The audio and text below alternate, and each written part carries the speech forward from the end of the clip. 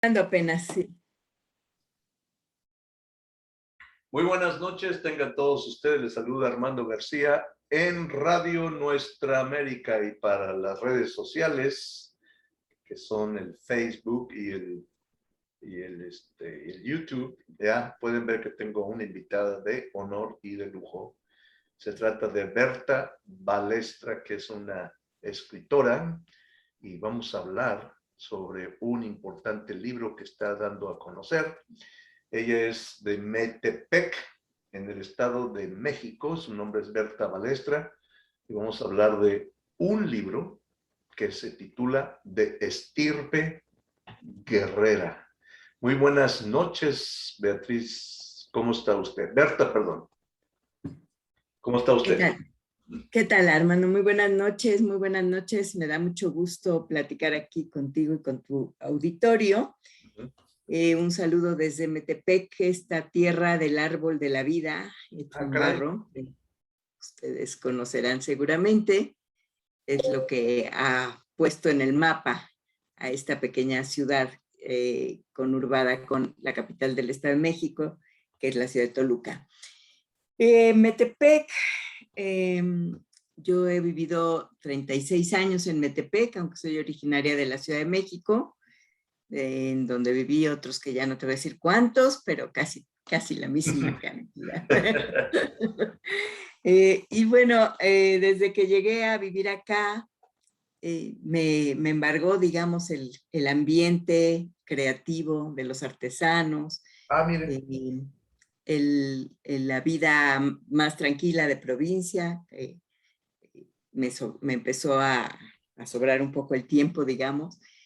Y entonces regresé a lo que desde niña me fascinaba, que era los libros, ¿no? Los libros siempre eran mi pasión desde muy pequeña. Y entonces decidí finalmente ir a iniciar a escribir, ¿no? A escribir, se puede escribir unos cuentos, pero realmente a mí lo que más me atrae es la historia.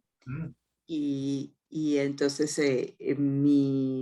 aunque he escrito crónica, estuve como cronista oficial de la ciudad de Metepec por 15 años, pero mi género favorito es la novela histórica.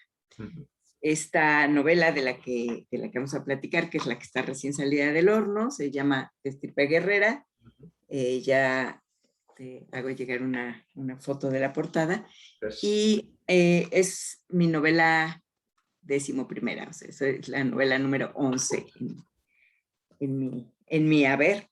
Y esta trata, bueno, sabe, para los que no son mexicanos, quizás no es de su dominio, que este año, 2021, se celebran 500 años de la caída del Imperio Mexica y por lo tanto de el inicio del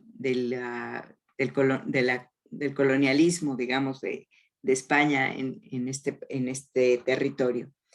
Y entonces, pues de eso trata la novela.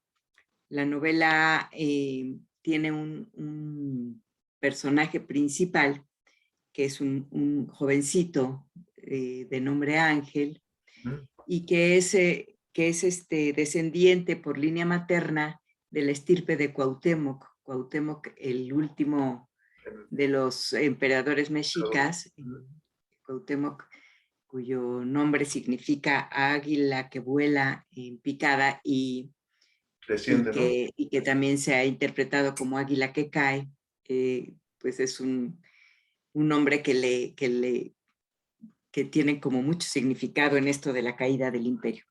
Y él es sobrino de Cuauhtémoc, Ángel, es hijo de una hermanita de Cuauhtémoc, pero como la mayoría de los mexicanos, pues su sangre no es exclusivamente indígena, sino que el padre de este chico es un genovés que ha venido con los grupos de soldados españoles de los conquistadores. Y entonces, de esta manera, la novela va viajando desde pues la capital de la Nueva España, entonces, que era la misma capital que ahora tiene nuestro país, que es la Ciudad de México.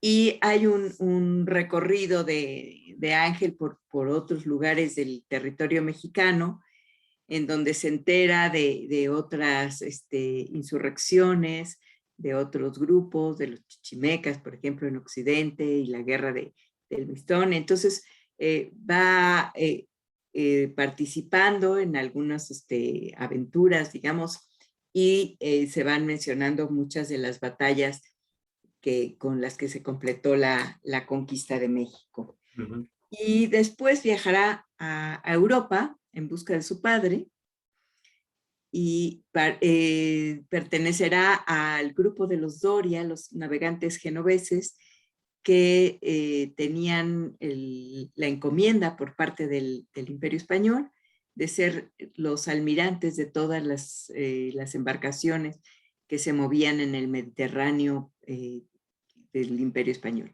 Entonces, pues, ¿qué transportaban? Transportaban mercancías, a veces soldados, a veces armas, transportaban incluso dineros se decía en ese tiempo, y tenían que habérselas contra los corsarios, contra los piratas, contra Barbarroja y la gente de Solimán el Magnífico, Suleimán el Magnífico, el emperador otomano, que era tan poderoso y tenía tantos territorios como el propio Carlos V. Ujú. Entonces la novela tiene, digamos, todas estas historias, aventuras, y a lo que, pues la razón principal, digamos, el fondo de la novela son dos preocupaciones filosóficas, por decirlo, mías, ¿no? Por un lado, el asunto de la mexicanidad.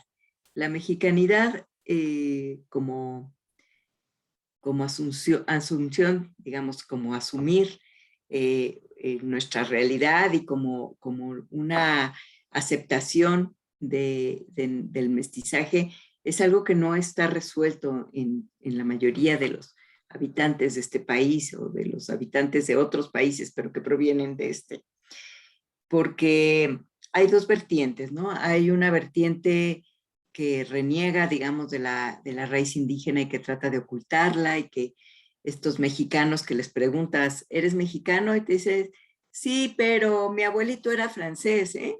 Sí, pero mi papá es español, ¿no? Entonces, que siempre tratan de decir, soy mexicano, pero no tanto, A ¿no? medias.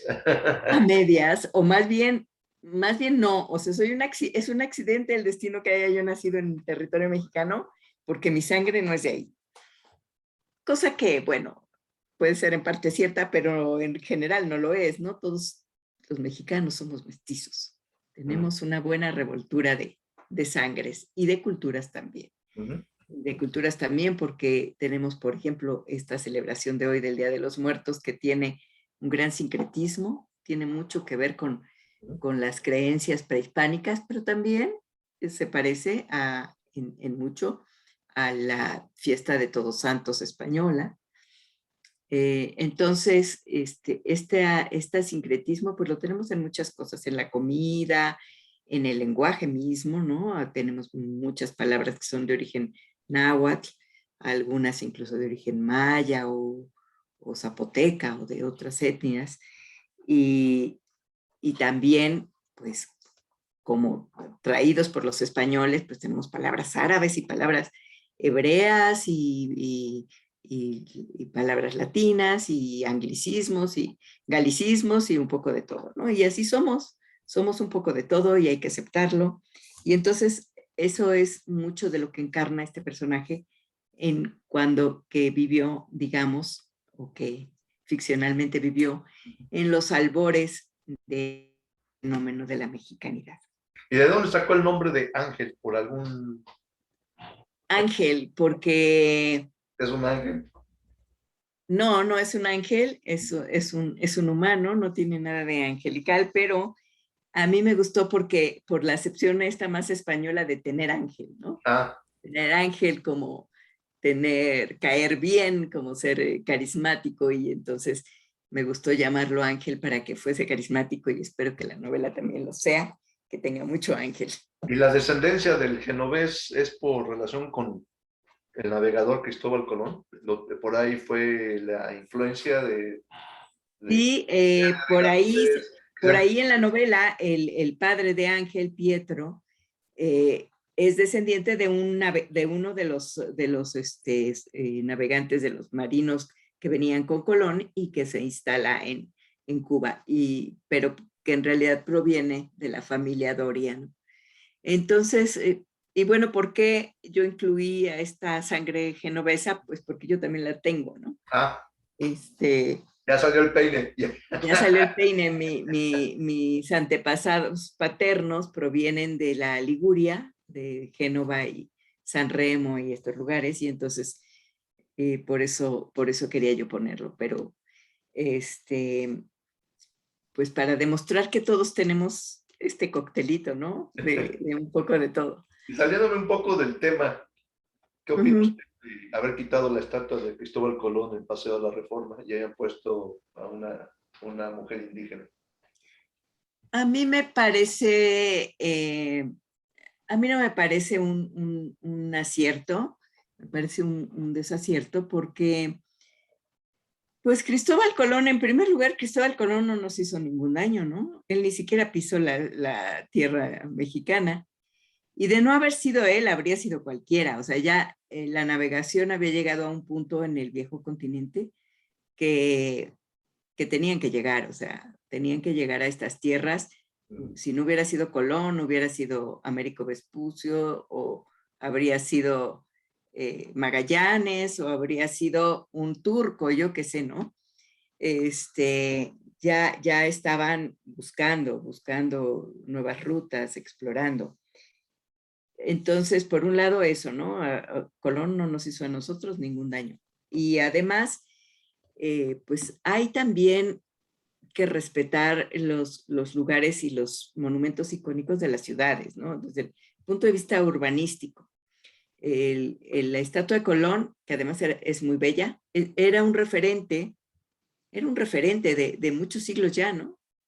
La estatua de Colón, yo encuentro, mi abuelo escribía y yo incluso en algún artículo compartí un fragmento de un texto suyo que habla de Colón como parte de su entorno, ¿no? De la estatua de Colón y entonces, pues es como, yo qué sé, ¿no? Como quitáramos la estatua de la libertad porque la regaló Francia y ya no nos caen bien los franceses, yo qué sé.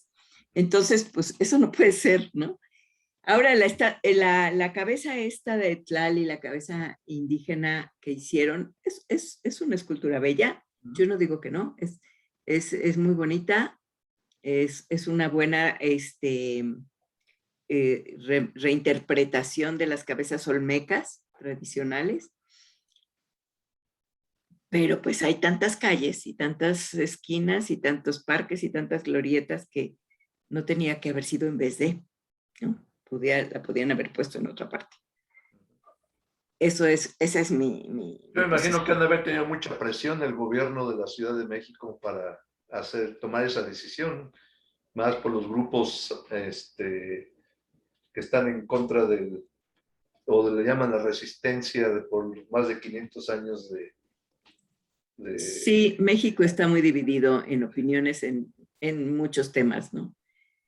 En un sinnúmero de temas. Y en de los 500 años, pues sin duda, hay dos posiciones antagónicas y lo que yo intento justo es ser objetiva y buscar un punto medio. O sea, hay parte de razón en las dos posiciones y también parte de sin razón. Y con este libro, ¿quiere usted reivindicar a alguien en particular, Cuauhtémoc, o a la influencia de genovés en México? Creo que Cuauhtémoc, que es uno de los personajes que yo trato de reivindicar, porque Cuauhtémoc está muy poco estudiado, incluso aquí en México, ¿no? Se habla, Cuauhtémoc, ¿quién fue Cuauhtémoc? El último emperador de los aztecas, como repiten los niños en la primaria, y quiere decir el águila que cae y sabemos que le quemaron los pies por que revelara dónde estaba el tesoro y ya, no se sabe mucho más. Y fue un gran guerrero y si el sitio de Tenochtitlan y la toma ya de la ciudad se prolongó tanto fue porque dio realmente mucha batalla, ¿no? Era un soldado pues entrenado y con mucha idea de la estrategia. Entonces, sí recreo mucha de la estrategia de Cuauhtémoc, pues para darlo a conocer un poco más, ¿no? Porque la historia que se enseña, en cierta forma, así como usted lo dijo, bueno, como tú lo dijiste, de que nada más se le conoce como si fuera en repetición, ¿no?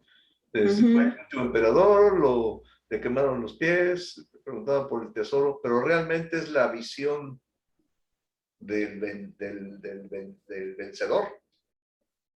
Pero Exacto. ¿cuál es la visión realmente del vencido? Creo que hay un libro que se llama, ¿no? La visión de los vencidos. La visión de los vencidos ¿Cuál es la de Miguel entonces, en este Portillo. caso, en su libro, usted ha tratado la visión del vencido de Cuauhtémoc? De Cuauhtémoc, sí. Es lo Sí, que sí trata de... pongo mucho y bueno, de la que fue su esposa, que era la hija de Moctezuma, Tecuichpoincaxóchitl, o que después fue bautizada como Isabel de Moctezuma, pues un gran personaje femenino de la época, ¿no? Y entonces ella también tiene un lugar importante en la novela. Y sí, como dices, estudiar la historia nada más con los libros de historia, pues suele ser bastante aburrido, ¿no? Y bastante limitado. Entonces, pues la novela histórica nos permite eso, ¿no? Viajar a esos momentos, meternos en los zapatos de los personajes de la historia y verla de otra manera y disfrutarla de otra manera. ¿Y de dónde encontró toda la información de Cuauhtémoc? ¿Existe los referentes? Sí, sí, sí, existen, pues bueno, hay varios códices y hay pues varios libros de historiadores de diferentes épocas que lo mencionan un poquito y entonces pues hay que ir armando como el rompecabezas con lo que un poco que menciona uno y un poco que menciona otro, etcétera. Y de ahí lo juntó todo y salieron todos los personajes en su libro. Yo cuando Así leí es. el título pensé que hablaba usted de mujeres por la estirpe guerrera, así de mujer que andan ahorita empoderadas. Bien guerreras que Bien andamos. guerreras, dije, me va a salir aquí algo muy feminista o muy... Eso me preguntan, si el título lo puse por mí, es por mí. Digo, no, no. O sea, yo guerreo cuando es necesario, pero no es por eso el No, título. yo pensé que iba por ahí ya la entrevista, dije, aquí va a salir, arriba las mujeres. No, está No, interesante, me gusta el tema de su libro, tratar de mostrar a Cuauhtémoc de una manera que no muchos lo conocen, salvo algunos historiadores. así es. Por ejemplo, Sí. de Cristóbal Colón sí es la primera vez que escucho a alguien que dice que el señor Colón no hizo nada por México, o sea, lo que es la Nueva España, realmente él no hizo nada. No, ni la conoció, Ni la conoció. y no llegó acá. Muchos le echan la culpa de todos los males que tenemos como latinos o como mestizos, se le echamos a Cristóbal Colón. Por ejemplo, acá en Nuevo México, en la ciudad de Albuquerque, el año pasado, tiraron la estatua que tenían ahí de San Juan de Oñate, el que vino desde la Nueva España a estas tierras de Nuevo México. Las conquistó y tienen ahí la estatua así uh, con vestimenta española, y así como conquistó. No llegaron, le echaron lazo y para el suelo, en protesta. Vaya. Y después acá en San Francisco tiraron la de Junípero Serra y en otras partes tiraron la de Cristóbal Colón en protesta Sí, por los 500 años. claro. Entonces, a veces yo simpatizo con esas causas, pero en cierta forma yo digo, pues, ¿qué se gana? No podemos regresar a 500 años atrás. No, no podemos regresar. ¿Ya? No Podrás, podemos podrá regresar. uno, Hay que ver para. podrá dar un testimonio fuerte de que están en contra de la colonización y de los estragos que pudo haber hecho, pero realmente no se remedia nada. Y a los No. españoles tenemos que agradecer de cierta forma los apellidos, la música y el idioma. Y fue una potencia muy grande, conquistó casi Sí, medio. creo que hay una vez pasada, porque ciertamente hubo mucha violencia, mucha crueldad y abusos, ¿no? Y desde luego, pues la destrucción de una gran parte del patrimonio cultural, tanto edificaciones como códices, como, pues, como la cosmovisión misma, ¿no? La cultura de las personas, pero después, pues hay un aporte de ida y vuelta, ¿no? Un enriquecimiento mutuo, tanto de productos como, pues, como de ideas y como de todo, ¿no? Así que, pues, como dice, ya no se puede regresar la historia, entonces está bien conocerla para entender, ¿no? Para entender nuestra realidad. Si no conocemos nuestra historia, no entendemos nada. Sí, es verdad, no entendemos nada. Entonces, hay que conocerla y además puede ser muy entretenido, ¿no? En vez de leer historias inventadas o de ciencia ficción, pues se puede entretener uno con historias de las que sí sucedieron. ¿Y los otros 10 libros que usted ha publicado son también de temas históricos? ¿O hay La alguna? mayoría sí, la mayoría lo son. Muchos de ellos entrelazan historias, argumentos contemporáneos con historias históricas, digamos. Uh-huh. Hay algunos de historia de México y de temas universales también. Uh-huh. Muy bien. ¿Y sobre Latinoamérica o es nada más exclusivamente sobre México que usted ha escrito? Por ejemplo, Simón Bolívar o algún otro personaje. No he tratado directamente otro personaje, algún personaje sudamericano, no.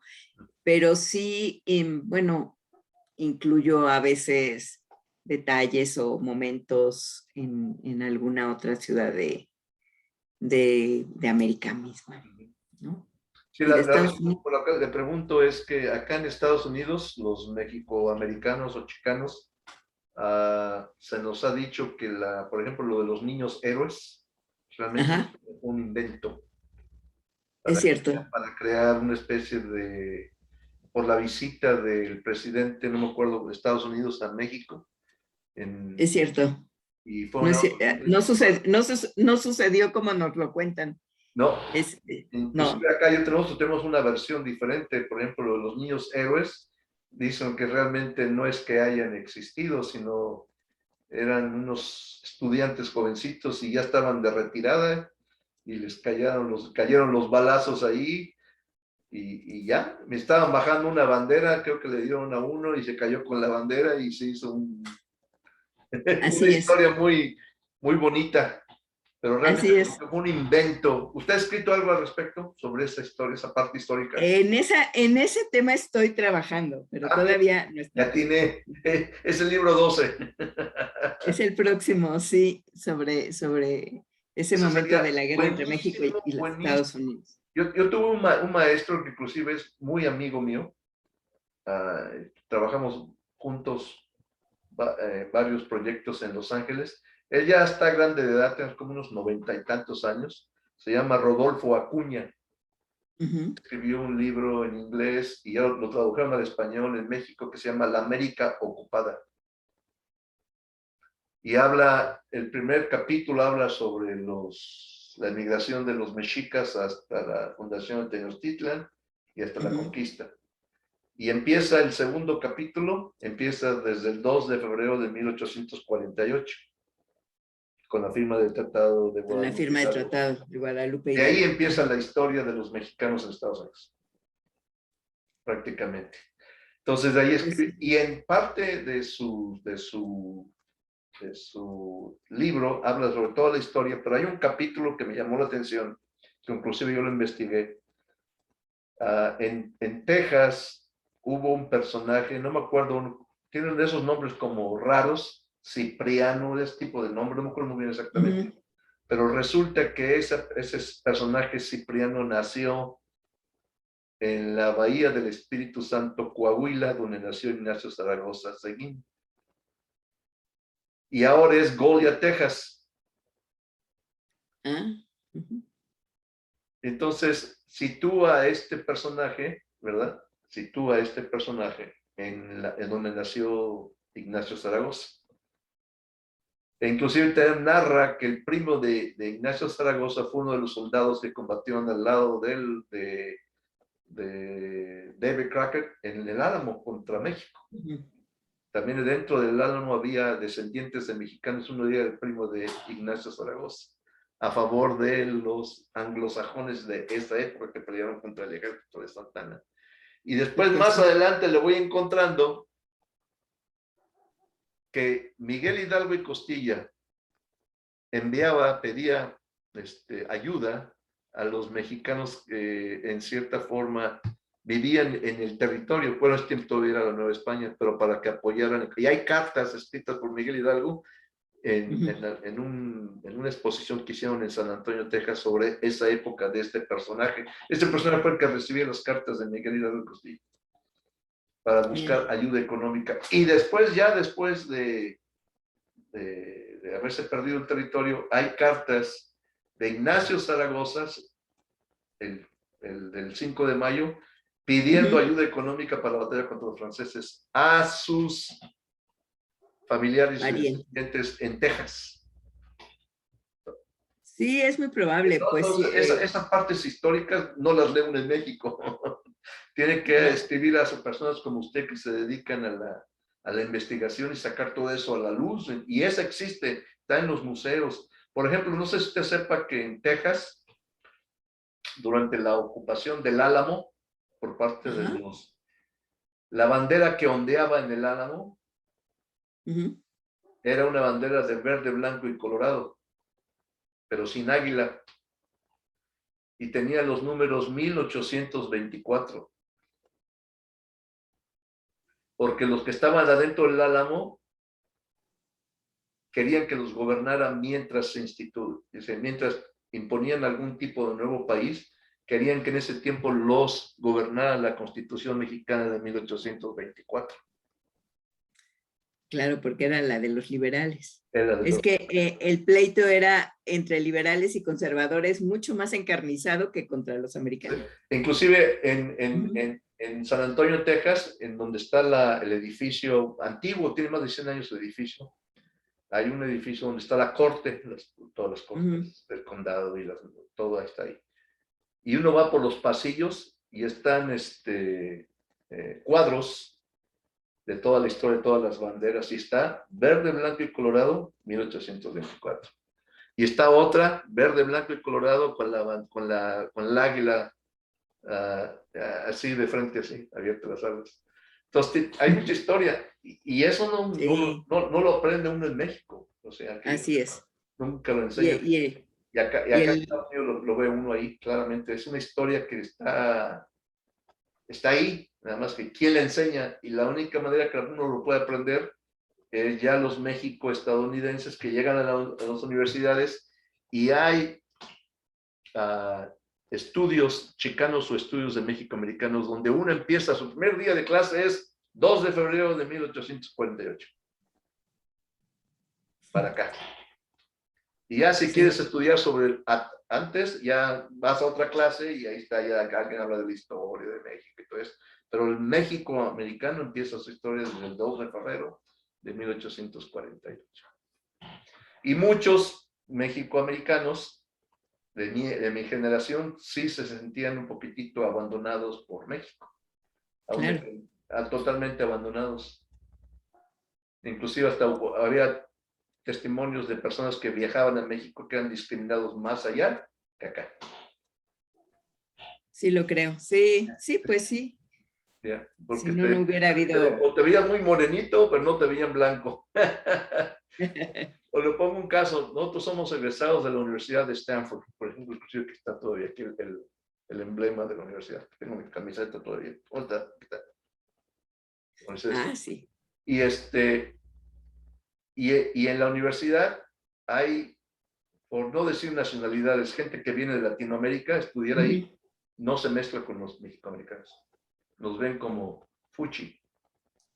Porque muchos sí son hijos de campesinos o hijos de obreros, pero hay gente que son hijos también de profesionistas.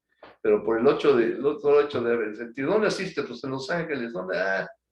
Te ven medio feo. Y estas personas provenientes de Latinoamérica prefieren mezclarse con las razas superiores, así es como decía, por ser más europeos o muy, muy de la alta, se iban para allá con ellos. Nosotros los invitamos a las fiestas latinas que hacíamos en la universidad. Ajá, Para, claro. para nada. Entonces también uno sufre la misma discriminación que se podía haber sufrido de aquel lado, o sea, allá al lado del territorio mexicano, también lo sentíamos con los que venían de Latinoamérica a estudiar a las universidades. También sentíamos el rechazo inmediatamente. ¿Y por qué? Es muy interesante estos aspectos históricos. ¿Sí? La historia está escrita por los vencedores, ¿no creen? Así es, así es. ¿Y usted es una vencedora o una vencida? Esperemos que vencedora. Ándele. Muy bien. Esperemos que sí. Muy Además de bien. Cuauhtémoc, ¿de quién más ha escrito? En sus otros 10 libros. En mis otros libros, de varios temas. De Herodes, Herodes Antipas, he escrito sobre los niños. Juárez y Maximiliano, Benito Juárez y Maximiliano, sobre Cleopatra, Mussolini, el doctor Atl, el pintor, y algunas sobre mis antepasados, tanto mexicanos como los italianos. Y ¿qué más? Escrito sobre ahorita Jesús. me puse a pensar sobre Benito Juárez, el otro personaje que más quieren en Texas, aparte de Ignacio Zaragoza, es Benito Juárez. Claro. Porque ahí se estableció él cuando estaba el imperio, que se vino por el Camino Real. El Paso. En El Paso. Llegó ahí a San Antonio. Parece que el Camino Real, llamado Camino Real, que se lo aventó en diligencia, pasó por... Y a su esposa la hospedaron en Washington. Estaba ahí protegida por el gobierno norteamericano, ella y sus hijos. Y también ahí en San Antonio, Texas, hay fotos de Madero caminando en las calles de San Antonio. También hay. Claro, Madero también iba mucho para allá. O sea, hay mucha relación histórica con Estados Unidos de México y es como que hay una, no ignorancia ni abandono, pero como que nadie quiere saber esa parte histórica pero acá se estudia eso, sabe uno bastante sobre. Cuando mi hija estaba en la preparatoria me pidió ayuda estaba haciendo un trabajo sobre Benito Juárez. Ayudándole también. Es un personajazo, Benito Juárez, un gran estadista. Sí, sí, muy interesante. Sí. Bueno, sí, el doctor Atl vivió en Los Ángeles también. Creo que sí, súper bien. Muy interesante. ¿En dónde se ve usted de aquí a 10 años? De aquí a 10 años, yo la veo muy joven. ¿en dónde me veo? Me veo así como me ves, rodeada de libros, seguramente escribiendo algo más. Ajá. ¿La conquista del planeta Marte o el planeta Venus? Bueno, probablemente haya quien vaya. Yo creo que yo no me voy a apuntar. Se queda en la planeta Tierra. Yo me quedo aquí. Ahora sí que con los pies sobre la tierra. Así me decía la hija de don Cuco Sánchez, Alina, tenemos un programa ella y yo juntos y hablamos de Marte. Me dice, ¿sabe qué? Vaya usted a Marte y me entrevista por Zoom, que yo creo que va a ver. Sí.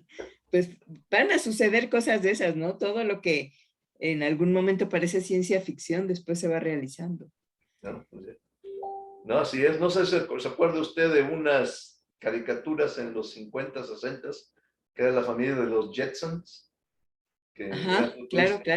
En ese tiempo eran los 50, 60 en televisión y ya hablaban del teléfono celular, la pantalla, Sí, sí, y sí. el teléfono con pantalla y no, y el reloj, perdón, con pantalla. Ya estamos en el siglo XXI y todo eso está aquí. ¿Alguien escribió al respecto? ¿Alguien se lo imaginó que iba a pasar? Y aquí estamos. Claro, claro, claro. Pues ¿Algún todas las mensaje? novelas de Julio Verne, por ejemplo, Ándale, todo se ha ido, fue Don todo se ha Ciclón ido. viaja a la luna, ¿no? De ahí con todo lo que se escribió este Verne. Sí, y al fondo del mar, cuando no había submarinos. Y todo se va cumpliendo. Dar la vuelta al mundo en 80 días, ya la puede uno dar en 80 horas, 80 horas. creo, o menos. Sí, o menos, yo creo que sí. ¿Algún mensaje que le quieras dar a la humanidad? Usted como escritora. Pues era justo lo que me faltaba comentar sobre de Estirpe Guerrera, que el otro tema de reflexión importante al que lleva la novela o al que trato de llevar a través de la novela es la guerra. Mm, ¿Por qué? ¿Por qué los seres humanos hacemos la guerra? ¿Por qué hay quien quiera hacer la guerra o estar en la guerra, ¿no? Los jóvenes protagonistas de la novela, primero Ángel, el principal, pero otros jóvenes que aparecen ahí, todos quieren ir a la guerra. mm, El príncipe Felipe quiere ir a la guerra. El sultán Suleimán está al frente de sus ejércitos y ama la guerra. En fin, ¿no? Y entonces la reflexión es, ¿por qué la guerra? Porque la seguimos haciendo, ¿no? Esto no se quedó en el siglo XVI. mm. Y entonces eso es lo que yo pongo sobre la mesa o sobre las páginas de esta novela, pero quiero poner sobre la conciencia de quienes me escuchen o quienes me lean, que es impidamos la guerra. Yeah. ¿No? Seamos una humanidad sin guerra. Eso es el mensaje que yo quisiera enviar. Pues eso es un mensaje muy poderoso, pero es un mensaje que siempre se ha dado y seguimos en los humanos matándonos unos a los otros. Así es. Yeah, Sí, porque la guerra no es nada más de un país contra otro, ¿no? uh-huh. Hay la guerra de los cárteles y las guerras de las bandas y las guerras aún al seno de las familias, hay guerras por las herencias y qué sé yo. Entonces, pues eso es lo que yo creo que nos degrada como seres humanos, ¿no? La guerra. Hay una canción, creo que está dedicada a Ernesto Che Guevara, que se llama La canción del elegido, en donde dice, y él comprendió que la guerra era la paz del futuro. Uh-huh. Mucha gente no concuerda con esa frase, pero cada vez que hay guerras hay paz, pero la paz es muy temporal y después otra vez vuelve. Es un ciclo vicioso. Así es. Acabar y esperemos que algún día o nos acabamos o se acaba. Yeah. Esperemos que Esperemos se acabe. que se Que se acabe. acabe la violencia. Sí. Pues muy interesante su libro. Espero algún día tener una copia en PDF para leerlo, si es que ya lo tiene, PDF, en formato PDF. Está por salir el audio, perdón, no, el audiolibro, no, el ebook, el libro electrónico, está a días de que esté disponible también. Muy bien. Por último, ¿dónde la pueden contactar a usted y dónde pueden adquirir su libro en físico? Y ya me dijo que en ebook muy pronto va a estar. Pero mientras el libro en físico y dónde la pueden contactar. El libro en físico, a través de Amazon y de Mercado Libre, de Busca Libre, todas estas páginas en Estados Unidos también hay una página que se llama Hablemos Escritoras. Hablemos Escritoras. Hablemos Escritoras, que coordina desde la Universidad de Austin. Uh-huh. Y ella tiene botón para compra de los libros de las escritoras que están en esa página y tienen algunos de mis libros también. ¿Traducidos al inglés o nada más en español? No, solamente en español. Solamente ¿No ha hecho en ninguna español por versión ahora. en inglés o en algún otro idioma?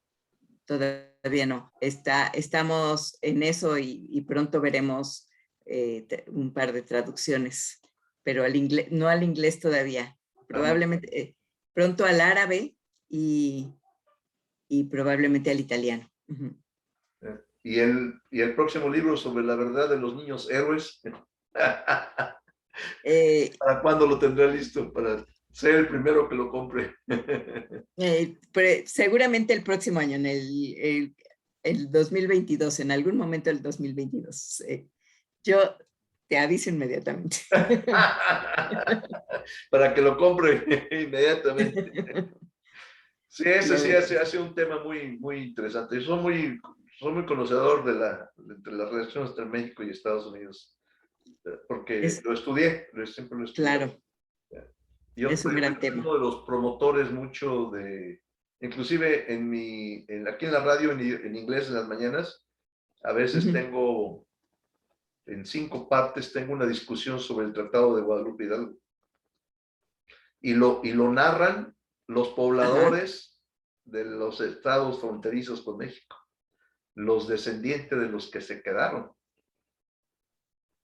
Y Qué muchos interesante. quisieron hacer valer los títulos de propiedad de sus tierras, porque así lo estipulaba el tratado, y cayeron en cárcel, y muchos de por vida, porque estaban peleando por esos derechos de las tierras, cuando las tierras fueron decomisadas por los rancheros o los agricultores anglosajones, y nunca hicieron valer los derechos de las tierras de los mexicanos que se quedaron de este lado después de la firma del tratado. No les hicieron valer sus derechos, como estipulaba el tratado. Claro. México no hizo nada. Cero. México está mucho quedaron resentidos porque México no les ayudó en nada. Cero. Inclusive estas pláticas los oye usted, bueno, los oyes hablar, y si hablan inglés bien, como estadounidenses, pero hablar el español, mantienen el español de sus abuelos, el que se hablaba en 1800. Sí. Usted va a Nuevo México y escucha todavía algún español medio castizo por allá, de algo que se quedó por ahí, y inclusive muchos de los poblados mantienen ciertas tradiciones todavía de 1800. Aunque haya modernidad en el siglo XXI, todavía dentro de las casas, las comidas y todo eso se mantiene todavía mucho lo que pasaba antes de que se perdiera el territorio. Claro. Pero al hablar ya en las universidades sobre el Tratado de Guadalupe Hidalgo, muchos están resentidos, traicionados, dejados, abandonados por ambos países, porque los dos países hicieron valer ese tratado en beneficio de la población. Y esos son los temas que se estudian en las universidades de los estudios mexicoamericanos o estudios chicanos. Entonces es un aspecto así histórico que se quedó muy abandonadito. Entonces yo en la mañana en inglés, a veces depende de cómo tenga de programación, repito la serie de 5 partes sobre el Tratado de Guadalupe Hidalgo. Y todavía lo ve uno y está vigente el problema. Muchos mexicoamericanos que ya murieron estuvieron peleando por las tierras. O sea, no pudieron recuperar las tierras que eran de sus ancestros. ¿Ya? Y así, entonces las tierras se quedaron ahí decomisadas sin nada, ni siquiera ni indemnizados. A la brava. Claro. Y muchos quisieron ir a México a ver que hiciera algo México, ignorados también. Entonces, por ambos países se sintieron traicionados y muchos ya murieron. Y hay pocos que siguen esa lucha. Pero ese tema de los mexicoamericanos, inclusive creo que hay un líder político en México, sí sé el nombre, pero no lo menciono aquí para no entrar en política, pero quiso hacer una investigación sobre la legalidad del Tratado de Guadalupe Hidalgo. Porque realmente se dice, según los que saben, el primer artículo, nada más si lo lee uno y lo ve desde el punto de vista legal, ya con el puro primer artículo del tratado, ya hay una ilegalidad. Es muy probable. Es muy probable.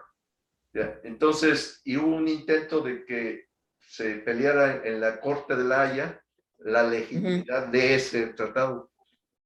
Pero ¿quién le va a hacer caso? Imagínense regresarle a México, Los Ángeles, California, o todo California. ¿Qué hace México con California y con Texas ¿Qué y hace con México México con y California? Arizona? Sí. No, pues es que un porcentaje importante del territorio norteamericano fue mexicano en algún momento, o novohispano por lo menos, ¿no?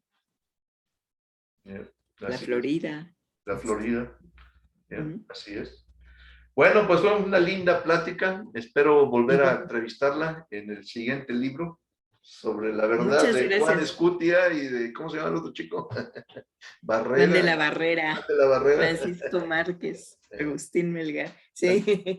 Pero a lo mejor sí existieron sus nombres, sí puede Sí, ser. no, pues desde que existieron y seguramente eran cadetes, pero, o sea, estudiantes del colegio militar, porque el Castillo de Chapultepec era el Era el colegio colegio, militar. era el colegio. Yeah. Sí, pero no fue exactamente la historia como la cuentan. Está muy, muy, muy para Hollywood. Sí, sí, Sí. porque digo, la que tenemos acá no dice nada, ¿eh? De ellos, cero. Yo estuve investigando y no hay ni un pasaje. Ajá, Yeah. claro. Yeah. Entonces, ahí sí fue un invento, no sé de quién. Bueno, Así es. esperemos que en su próximo libro tengamos una nueva entrevista o cuando tenga algún proyecto, pues me lo hace saber. Y y correo electrónico no tiene o, no, o tiene página de Ah, internet. sí, eso me faltó decir. Claro que sí. Desde luego me pueden encontrar en Facebook como Berta Balestra Escritora, en Twitter como @b_balestra y mi correo electrónico para todo el que quiera escribirme es Berta Balestra, todo junto. Recuerden Berta con TH y Balestra con B grande, en una sola palabra, @yahoo.com.mx. Muy bien, yo creo que es más fácil esa que la contacten. Inclusive yo voy a tratar de mandarle la copia de esta entrevista directamente a Berta Balestra, @yahoo.com. yahoo.com.mx. Así, todo en minúscula, ¿verdad? Todo en minúscula.